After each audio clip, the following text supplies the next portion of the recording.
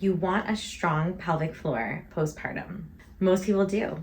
They want sex to feel good. They want it to feel good for themselves, but they want it to feel good for their partners. They want a strong pelvic floor. Now, most of the time, they've been sold on their social media different pictures or different tools and devices to stick inside of them and start squeezing and getting stronger. There are things from yoni eggs to all the tools that you can play games with by squeezing your pelvic floor and like see it on your phone. So the problem with this is that it's actually creating a bad pattern, because the way to start to heal your pelvic floor postpartum is actually in a way that most people haven't been marketed to, and there's not a lot that people can sell you to actually retrain your pelvic floor in the correct way. And so most people develop really bad patterns in their pelvic floor that create it to get weaker, even though they're doing Kegels or squeezing or playing with all these little devices.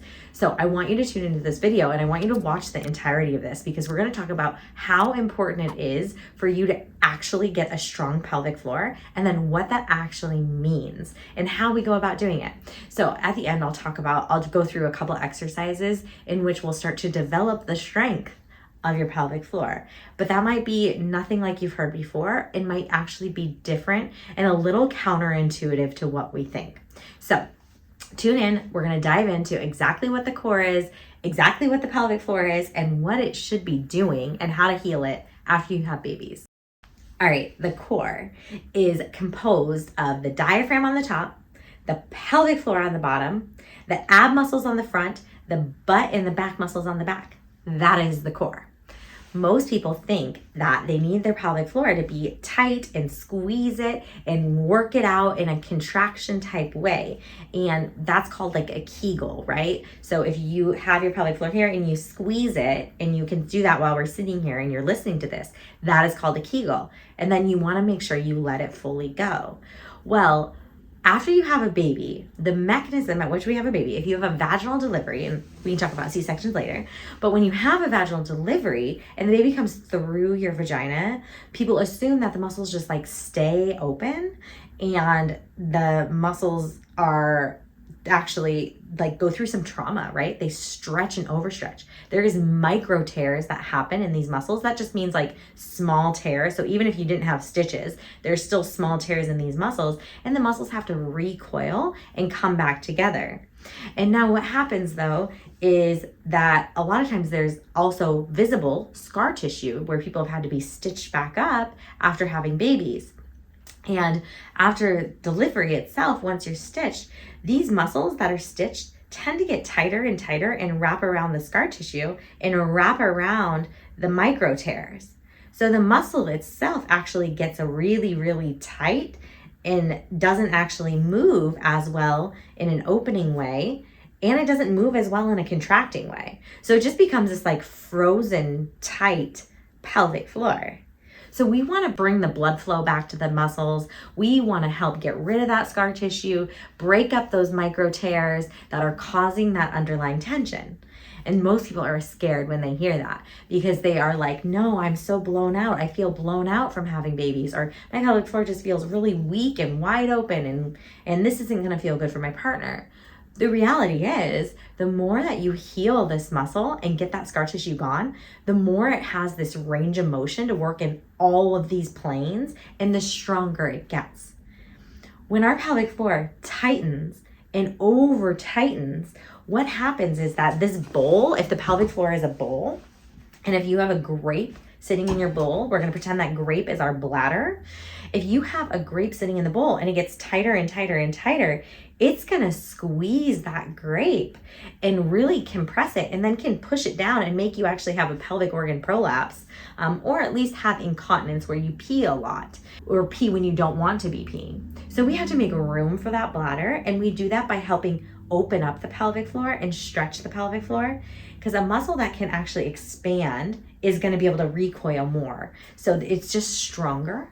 And you see me doing this motion of what the pelvic floor should do. And we need the pelvic floor to be able to do that full motion of opening completely, overstretching, and then contracting all the way. Because when our foot hits the ground or when we're walking, our pelvic floor is naturally going to have this buoyancy. And if we can get it to have that buoyancy, then when it's going to help our whole core system be more of a shock absorber and help prevent those stresses to go into our joints. And so it'll help save our joints in the long run. It'll save our organs as well. But if our pelvic floors are cement-like and are really tight around scar tissue that hasn't healed, then we're not going to get that nice expansion and absorption that we need to have happen in order to really have a strong, effective, healthy pelvic floor. So how do we do this? Well, number one, I think every single person who's had a baby needs to have a pelvic expert physical therapist examine and treat these muscles to help restore them to their normal well-being. Most people will tell me that have gone to other pelvic floor physical therapists that, oh, they checked the muscle and they had me squeeze their finger and relax it and I was good to go. I was strong.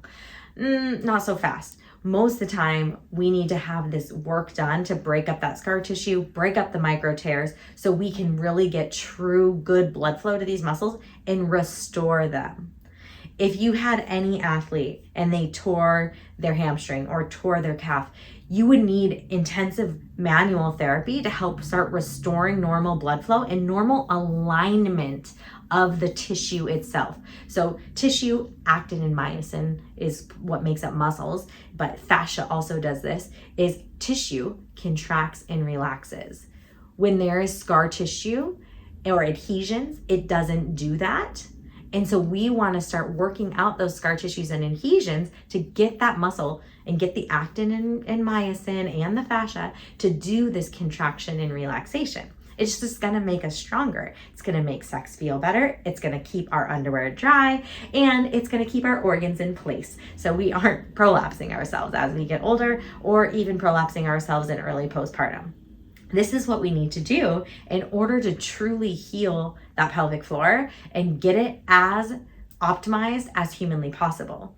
Now, there's not like a good tool, there's tools on the market that can help you release some of this tissue, but I don't recommend it. And I really do recommend working with someone who is specialized in helping rejuvenate the pelvic floor through manual therapy, not through injections, not through Botox, not through anything else, because all of that is just going to create more dysfunction in the pelvic floor. You want someone who's actually skilled in manual pelvic floor physical therapy or manual pelvic floor work in order to really truly change the quality of these muscles, just like you would if you tore a hamstring. All right, that's a side note. But this video, I want to show you how you can start getting some of this motion on your own. Now, you can do this with your own feedback. You can put a finger right outside your vulva. So if this is vulva, you can just put your hand down there and see if you can feel the motion I'm going to talk about. Or if you feel comfortable, you can insert a finger and feel the motion that we're going to talk about as well. So what we're going to do here is we're going to go through diaphragmatic breathing with pelvic floor opening, and let's see if you can get that motion. So just to start, I want you to take a nice deep breath into your belly. You're going to breathe in here. Exhale, let it go. And now I want you to connect down to your vulva and imagine that if you're inhaling into your belly, can you feel the pelvic floor opening as you inhale? Exhale, you're going to feel some recoil. Deep breath in and open. Exhale, feel some recoil. So you can use your finger again to feel that motion. If you cannot feel this opening motion, you can squeeze and then relax just to see if you can feel that relaxation. If you can feel the squeeze but you can't feel the relaxation, most likely you're not getting that relaxation, so you're stuck in that tightening position. And if you can't feel any of this, then the nerves might be impacted. And again, just more reason to work out that scar tissue and the micro tears. So you're going to do this 5 minutes a day, just the simple act of breathing into your pelvic floor, inhaling and opening, exhaling and letting go. This is going to start to establish the mind-body connection down to the pelvic floor, which is so essential for getting pelvic floor strength back. if it feels good, you can start to spread your legs open like this in a butterfly position. So you can see my legs are butterflied here. And I'm gonna do that same type of belly breathing. Breathing here. Exhaling, letting go. Inhaling and opening. Can I feel my pelvic floor open? Exhale and let it go. This type of pelvic floor range of motion exercise is going to be absolutely essential as you start to heal your pelvic floor. If you cannot feel this connection, then you should not move on to any other strengthening exercises, and you should not be doing Kegels. You want to start to feel this opening and this expansion before anything else. And that is gonna take away a lot of the pressure that you might be feeling in your vaginal canal. But this is what's gonna create the healthiest form of your pelvic floor that you can postpartum. And most people miss the boat on this. And this is where having someone help guide your rehab, your recovery can be really important. But we do have online programs for this that you can register and start to take in order to help heal your own body and heal your own pelvic floor and get it so it's fully functioning. I know that we just want, a ton of strengthening exercises because that gives us a mental hit, but the true strength actually comes from the mobility and expansion of this muscle. Please drop me a line in the comments. Let me know if you have questions. I would love to know where you're at in your postpartum journey. Please, we'll get back to you. But share and like and subscribe to us. We are so excited to be able to share this information. And I just think everyone postpartum deserves to have this level of care and this level of conversation around their bodies. And it's not just about sticking things up in there and squeezing things. That's just not good for anyone. That's not going to create that pelvic floor strength and that pelvic floor health that we're looking for. So let me know how you like this video, and I'll get back to any questions you have. Thanks for joining me. I'm Dr. Allison Felt, owner of Body Motion Physical Therapy, located in downtown Edmonds, Washington, and also in Poulsbo, Washington. All right, take care.